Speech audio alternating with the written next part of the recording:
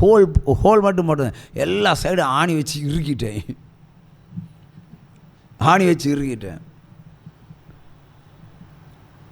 ஒரு 3 days back தான் பொருளாதாரம் தேவைப்பட்டது. கேட்டேன், சேனலுக்கு தான், எப்போவுமே சேனலுக்கு தானே கஷ்டப்படணும். 30ஆம் தேதி மந்தென்று கேட்டுகிட்டே இருக்கணும், கொடுக்க முடியல, வேறு வழி இல்லை. இங்கேருந்து ஒரு சுத்தியல் எடுத்துகிட்டு போனேன், ஒரு உளியை எடுத்துகிட்டு போனேன். நேராக அதை கொஞ்சம் நம்பி மெல்ல உள்ளே விட்டு ஒரு ஹெல்ப்போடு அதை திறந்தேன். பார்த்தாச்சுன்னா உண்மையான சாட்சி 85,000 ரூபாய் அதில் இருந்தது. உச்சநீதிமன்றம் ஒரு சின்ன காரியத்துக்கு அது உதவியது. அது வீணாக போகிற காசு உள்ளதுக்கு ஒரு உண்டியலில் போட்டால் அது நான் என்ன பட்ஜெட் என்ன டிசம்பரில் தான் ஓப்பன் பண்ணணும். டிசம்பரமாக அதை நிறச்சி தருவார். அது 100 நோட்டெல்லாம் போட மாட்டேன், 500 நோட்டை தவிர போடவே மாட்டேன். அப்படி நீங்கள் தர காணிக்கை விஷயம் கொண்டு போட மாட்டேன். எனக்கு பிஸ்னஸில் வந்துச்சுன்னா அங்கே போனாங்க கடை கட்டும். அது என் மனைவி கண்ணு படக்கூடாமல் இருக்கிறதுக்கு நான் அதை ஒரு பேக் பண்ணி அதில் கம்ப்யூட்டர்லாம் செட் பண்ணி வச்சேன். அதை உடைக்கும் போது நான் கேட்டேன், இது ஒரு காணிக்கை பெட்டின்னு உனக்கு தெரியுமான்னு. எனக்கு அப்போவே தெரியும்னு. பார்த்துட்டா இல்லை, அவையெல்லாம் எடுக்க மாட்டா, வேறு விஷயம் சொல்கிறேன். ஏன்னா நானே சேமிக்கிறேன். அநேக நாட்களுக்கு பின்பு பயன்படுகிறது அல்லவா, ஒரு ஆபத்துக்கு பயன்படுதல்லவா. சேமிக்க கற்றுக்கொள்ளுங்கள். நம்ம கையில் ஒரு காசு வருது, நம்ம வேலை செய்த காசு பர்ஸில் வச்சுருந்தா போயிடும், வீட்டில் வச்சுருந்தா போயிடும். சரி, எடுக்கக்கூடாத இடத்துல அடித்து பூட்டி அதை உள்ளே போட்டு வைங்க. இல்லைன்னா சாவியை கொண்டு நல்லா காவாயில் போடுங்க. எப்போ நிறையுதோ அப்போ அடித்து உடைக்கிறதுக்கு நமக்கு ஒரு எனக்கு வெல்டிங் கடையை கொண்டு வெல்டிங் காரில் கொண்டு வர நான் உடைச்சிருவோம். அதை உடைச்சி நல்ல காரியத்துக்கு பயன்படுத்துங்க. புரியுதா? அவை சேமிக்கும் திறனை கிறிஸ்தவர்கள் பயன்படுத்தி கொள்ள வேண்டும். பயன்படுத்தினவங்க வாழ்க்கையில் ஒரு பஞ்சமும் வராது. ஞானம் இல்லாதவனுக்கு ஒன்றும் கிடைக்காது, ஞானம் உள்ளவனுக்கு எல்லாம் கூட கிடைக்கும். ஏன்னா எல்லோரும் உழைக்கிறாங்க, யாரும் சும்மா இருக்கல. ஆனால் அந்த பணம் எங்கே போகுது அது எங்களுக்கு தெரியாது. அவை தான் அந்த 1 ரூபா பெட்டி. உற்சவமாக கையை தட்டலாம். ஹல்லேலூயா, ஹல்லேலூயா. ஆகவே மாதம் 5 வந்து விட்டது. ஜனவரி மாதம் என்ன சொன்னார்? நான் உன்னை அதிசயங்களை காண பண்ணுவேன். 4 மாதம் முடிஞ்சு 5ஆவது மாதத்தில் பாருங்கள், கண்ணை மூடி திறக்கிறவன் 5 மாதம் 4 மாதம் ஓட்டி விட்டாச்சு. இனி இருக்கிறதோ இனி 7 மாதம். இனியாவது உற்சாகத்தோடு சம்பாதிக்கணும். எவங்கிட்டையும் அரிசி வாங்கிறது கையை நீட்டக்கூடாது. என் பிள்ளைகளுக்கு பீஸ் கட்டுறதுக்கு நெல்லி கையை நீட்டக்கூடாது. நீட்டுன்னு ஆண்டோட மட்டும் நீட்டுங்க. அப்படி நினச்சி நல்லா உழைச்சி நல்லா சம்பாதிச்சு நல்லா சேர்த்து வைங்க. பைக்கில் போக வேண்டிய யாத்திரையை பைக்கில் போங்க, நடந்து போக வேண்டிய யாத்திரையை நடந்து போங்க. பால் வாண்டக்கு வண்டி எடுத்துகிட்டு போகாதீங்க, பால் வாங்க போனால் நடந்து போங்க. ஏன்னா அது எக்ஸசைஸ். என்ன கையை வீசி நடந்து போங்க. வரும்போது போய் காய்கறியும் பாலும் வாங்கிட்டு வாருங்க. உடம்பு வேர்க்கணும் இல்லை. 10 ரூபா பால் எடுக்கிறதுக்கு 10 ரூபா 20 ரூபா பால் பாக்கெட் வாங்குறதுக்கு வண்டியை ஸ்டார்ட் பண்ணி கிக் பண்ணி ருன்னு போட்டு அங்கே அப்படி சுற்றிக்கிறீங்க அப்படி குடிக்கிறீங்கன்னு பாக்கெட் வர்றது. அப்போ 20 ரூபா பெட்ரோல் போகுதா இல்லையா? 20 ரூபா பாலுக்கு 20 ரூபா செலவு பண்ணுறியா? எங்கே நீங்கள் வளர முடியும்? வாழவே முடியாது. அவை நடக்க சொல்லித்தரேன், நடந்துக்கிடுங்க. நடந்து போகிற இடத்துல நடந்து போங்க. பைக்கில் போக வேண்டியதுக்கு பைக்கில் போங்க. ஆட்டோவில் போக வேண்டியது ஆட்டோவில் போங்க. காரில் போக வேண்டிய காரில் போங்க. ஆட்டோவில் போக வேண்டிய புரோகிரத்தை நீங்கள் காரில் போகாதீங்க, நஷ்டம். புரியுதா? ஆகவே ஜாக்கிரதையாய் ஒவ்வொரு ஸ்டெப்பையும் ஞானமாய் அறிவாய் புத்தியாய் நடந்து கொண்டால் காப்பாற்றிடுவார், இல்லைன்னா கை விட்டுருவார். நான் எல்லாம் சேவ் பண்ணுக்கு பார்பர் ஷாப்பில் போனால் அவன் ஒரு 100 ரூபா போட்டுவான், இப்படி ஆக்கிட்டு இல்லையா? அது மட்டும் இல்லை, ஒரு அரை மணி நேரம் அங்கே டைம் வேஸ்ட் பண்ணுது. யாருக்கா ஃபோன் பண்ணி ஜோம் பண்ண முடியுமா?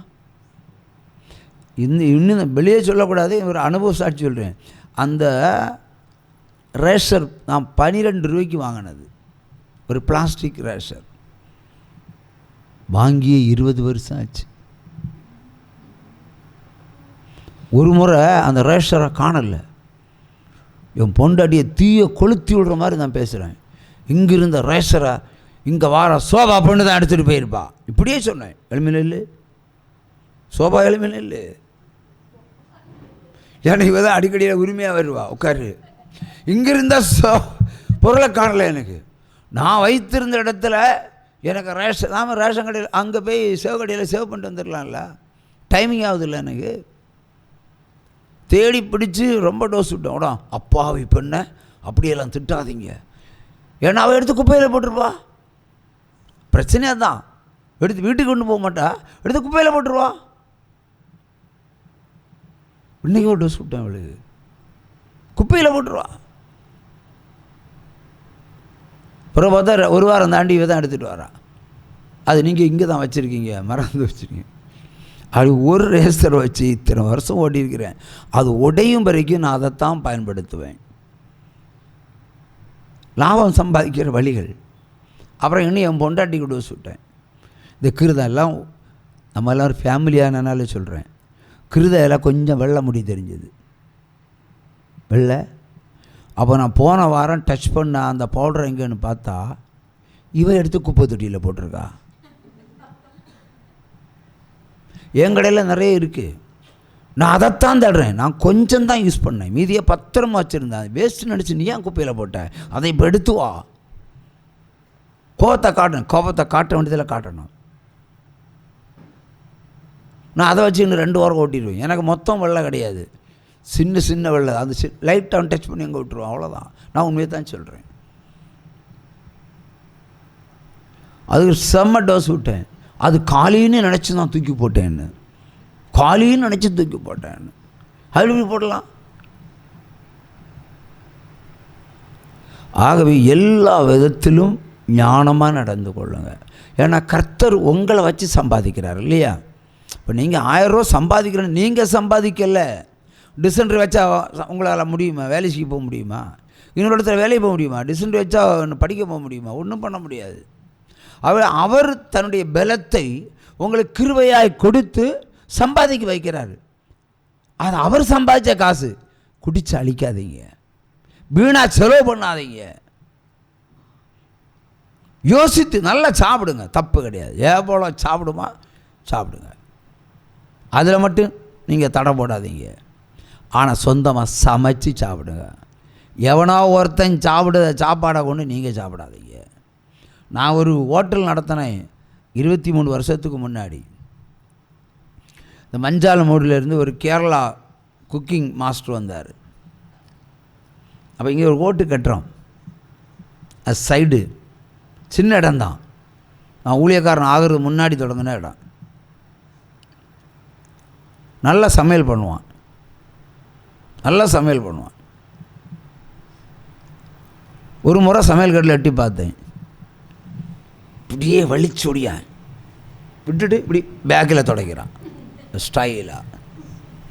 அப்புறம் இந்த இடம் ஏச்சி தோசை விட்டுட்டு காஞ்சின ஒரு துண்டு கையில் வச்சுருக்கப்படாதா? அதில் நமக்கு பற்றும் இல்லை சாரை. இப்போ குண்டியில் தொடக்கி தான் எல்லாருக்கும் பற்றும். அவன் தொடச்சான். மனுஷன் தின்னாமா? இது யாருக்கு அறியாம்? இதெல்லாம் நல்ல பாத்திரத்தில் நம்ம விளம்பந்தோம்.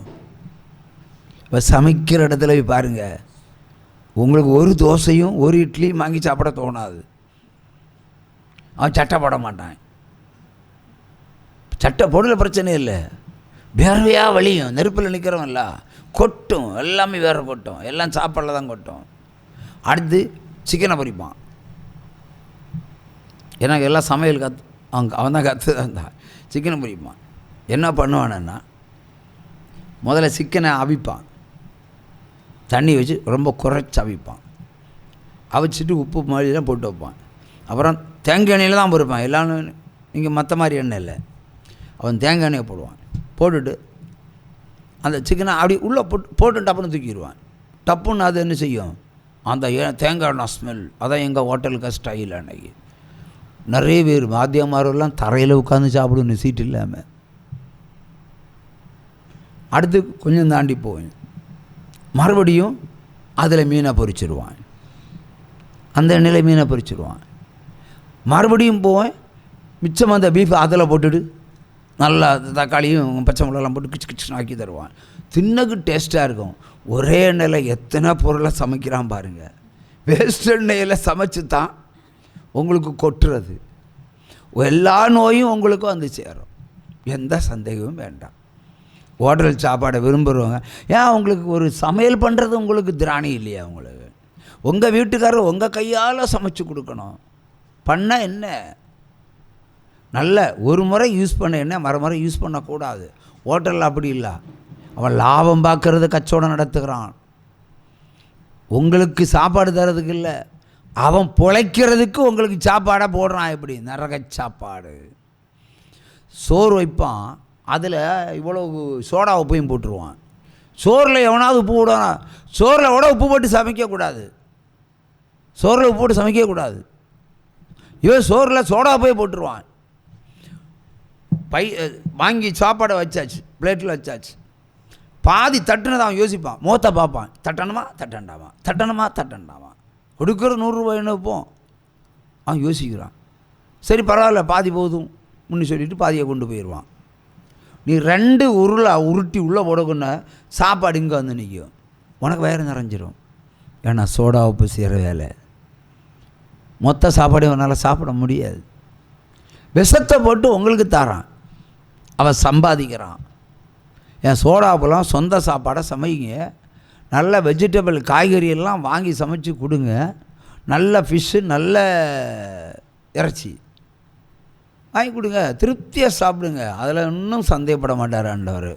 அவரே 5 அப்பத்தையும் 2 மீனையும் எடுத்து நீங்கள் பசியோடு இருக்கக்கூடாது என்பதற்கு சாப்பாடு போட்ட ஒரே கடவுள் நம்முடைய கடவுள். திருப்தியாக சாப்பிடுங்க, இதுதான் விஷயம். நல்லா என்ன சாப்பாடு, என்ன ஹோட்டலில் போய் பொண்டாட்டி மாற சமையல் கற்றுக்கிடலைன்னா பொண்ணை கட்டிடாதீங்க. ஒரு பொண்ணை கல்யாணம் பார்க்கும்போது, பிரதர் நீங்கள் கல்யாணம் பண்ணும்போது சமைக்க தெரியுமான்னு கேட்கணும். இல்லைன்னா நீ வேண்டாம். அது சொல்லி எனக்கு அம்மா சமைப்பான்னு. அப்போ அம்மாவே கல்யாணம் பண்ண முடியும்? பொண்ணை தானே கல்யாணம் பண்ண முடியும். அதனால் சமையல் தெரியாத பொண்ணை கல்யாணம் பண்ணிடாதீங்க. இன்னும் நிறைய பெண்களுக்கு சமையல் பண்ணால் தெரியாது. ஏன்னா காலையில் தோசை கடையில் போய் தோசை வாங்கி சட்னி ஃப்ரீ சாம்பார் ஃப்ரீ, இந்த ஃப்ரீக்கு வேண்டியே போகிறது, ஃப்ரீக்கு வாங்கி போகிறது. வீட்டில் அம்மி இல்லை, உரல் இல்லை, மிக்சி இருந்தால் துரு பிடிச்சோம். ஒரு இஞ்சி எதுக்கி கூட அம்மியில் தைக்க மாட்டாங்க, அதுக்கு ஒரு மிக்சி கிருன்னு கரண்டு துட்டு. அம்மியில் சத்தலாம் இல்லை, அதையுமே மிக்சியில் எடுக்கிற, அது முடிஞ்சதும் மறுபடியும் ஒரு யூனிட்டுக்கு எத்தனை ரூபா யோசிங்க, ஒரு யூனிட் எத்தனை ரூபா?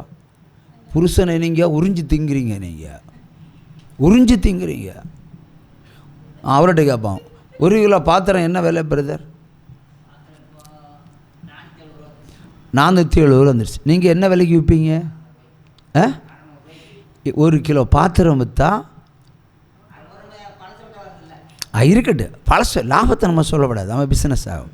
இப்போ 1 கிலோ பாத்திரம் 470 ரூபா, நீங்கள் விற்கிறது 30 ரூபா கிடைக்கும். ஒரு பாத்திரத்தில் 130 ரூபா கிடைக்கிது. உட்காருங்க, இந்த 130 ரூபாய்க்கு அவர் வண்டியில் பாத்திரத்தை வாரி கட்டணும், சைக்கிளில் வாரி கட்டணும். சைக்கிளில் வாரி கட்டிட்டு நல்லா மிதிக்கணும். ஊரா சந்து சந்தா பாத்திரம் 1 கிலோ 430, 1 கிலோ 430ன்னு கூவணும். ஒரு 600 கூவணும். அப்போ 130 ரூபா தான் அவருக்கு கிடைக்கும் 1 கிலோ பாத்திரம். அதுலேயும் பேரம் பேசுவாங்களா? பேரம் பேசும்போது 130 ரூபா கிடைக்காது, இவருக்கு ஒரு 50 ரூபா கிடைக்கும். போனால் 10 பெருங்கை. அப்புறம் 100 ரூபாய்க்கு எத்தனை பாத்திரத்தை வைக்கணும் பாருங்கள். ஒரு அலுமினிய பாத்திரம் 100 கிராம் 250 கிராம் 300 கிராம் இருக்கும். அப்போ 1 கிலோ பாத்திரத்தை அவர் விற்கிறதுக்கு வாங்குறது 430. அவர் மதுரையிலோ திருச்சியிலையோ இல்லைன்னா எங்கே போய் வாங்க, சேலத்துலேயோ பக்கத்துலேயே பட்டறை இருக்குது, பட்டறையில் போய் பாத்திரத்தை எடுக்கணும். எடுத்து ஊர் ஊராக போகணும். அதை விற்கிறது ஒரு வேளை 1 கிலோ பாத்திரம் விற்கிறது 1 நாள் ஆயிரும். 130 ரூபா தான் சம்பாதிக்க பாரு. ஒரு மேஸ்திரிகிட்ட கையால் போனால் அவனுக்கு 900 ரூபா 1000 ரூபா கிடைக்கும். அவள் இவர் ஒரு பாத்திரத்தை எடுத்து மிதித்து இந்த வயசான காலத்தில் ஊர் ஊராக சந்து சந்தாக போனால், ஏன்னா டெய்லி 10 கிலோ பாத்திரம் விற்றா இன்னைக்கு பணக்காரன் ஆயிடுவார். அப்படி தான் அவர் தன்னுடைய பசியை அவர் போக்குகிறார். அப்போ அந்த 130 ரூபா 1 கிலோய்க்கு அவர் எவ்வளோ உழைக்கிறாருன்னு நல்லா பாருங்கள். ஆனால் அவருக்கு சமாதானம் உண்டு. ஏன்னா உழைச்சி திங்கிற ஒரு சமாதானம். ஆனாலும் சொல்கிறேன், எந்த ஸ்தாபனமாக இருந்தாலும் சொல்கிறேன், சிறுக இன்றைக்கி அவர் 1 கிலோ பாத்திரத்தை வைக்கிறார். ஒரு வேளை ஒரு நாளில் ஒரு கல்யாண பார்ட்டி வரும், எனக்கு 25 கிலோ ஸ்டீல் அண்டா கொடு, அப்படியே ஒரு மிக்சியும் ஒரு கிரைண்டரும் போட்டு கொடு, அப்படியே ஒரு பீரோ வாங்கி கொடு, ஒரு கட்டில் வாங்கி கொடு, எல்லாம் நீயே வச்சுக்கொண்டு சொன்னால் அவருக்கு ஒத்த நாளில் அவர் மொத்த பணத்தையும் சம்பாதிச்சு கொடுத்துருவார். நம்ம தேவன் பெரியவர். உற்சாகமாக கையை காட்டுங்க. அல்லேலூயா. ஆகவே அதுக்கு நம்ம ரொம்ப பாடுபடணும். தேவனுடைய ஆசீர்வாதம் ஒரு நாள் வரும். கடைசியில் எல்லோருடைய கண்களையும் தயவு வச்சுருவார். உன் வீட்டில் நல்ல காரியமா லிஸ்ட்டை கொடு, அந்த சைக்கிள் கடைக்கார்ட்ட பார்த்து கொடுத்துருவோம். அவர் தங்கமான மனுஷன், ஆண்டவருக்கு பயந்து நடக்கிற மனுஷன். அவன் கையால் வாங்கினா நம்ம ஆசீர்வாதமாக இருப்போம் இன்னும் சொல்லி அவன் லிஸ்ட்டை போடுவான். மொத்த பாத்திரத்தை கொடுப்பான். இவர் 1 மாதமாக விற்கிற பாத்திரத்தை 1 நாளாக எடுத்து கொடுத்து சம்பாத்தியத்தை பார்த்துக்கிட்டு போயிட்டே இருக்கலாம்.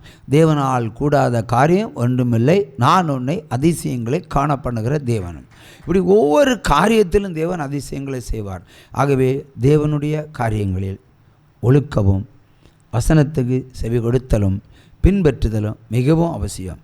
அப்படி நீங்கள் வாழ ஆரம்பித்தால் கர்த்தருடைய ஆசீர்வாதம் உங்களை பின்தொடரும். பாவமல்ல, கர்த்தருடைய ஆசீர்வாதம் பின்தொடரும். எளிமையில்லைங்க.